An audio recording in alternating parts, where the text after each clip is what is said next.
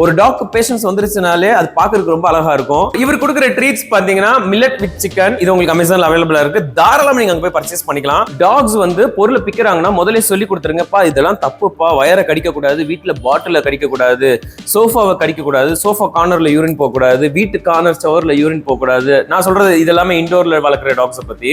டாக்ஸ்க்கு வந்து பாட்டி ட்ரைனிங் பண்ண போறீங்கன்னா ஒரு 4 hours 5 hours ஒன்ஸ் ரெகுலரா பாட்டி கூட்டு போங்க. அவங்க எங்க போகணும்னு நினைக்கிறீங்களோ அந்த இடத்த கூட்டு போங்க. ஒவ்வொருத்தரும் உங்க கண்ணுக்கு மேல பாட்டி போறாங்க அப்படின்னா குட் பாய் பாட்டி, குட் கேர்ள் பாட்டின்னு சொல்லி புரிய வைங்க.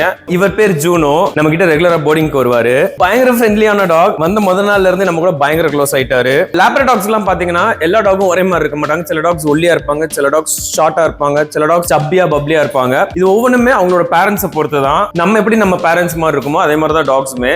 ஹியூமன் பீங்ஸே எடுத்தீங்கன்னா இருங்க ஓகே, ஹியூமன் பீங்ஸே எடுத்தீங்கன்னா சில பேர் ஹைட்டா இருப்பாங்க, ஷார்ட்டா இருப்பாங்க, குண்டா இருப்பாங்க, ஒல்லியா இருப்பாங்க. சில பேர் எவ்வளவு சாப்பிட்டாலும் வெயிட்டே போட மாட்டாங்க.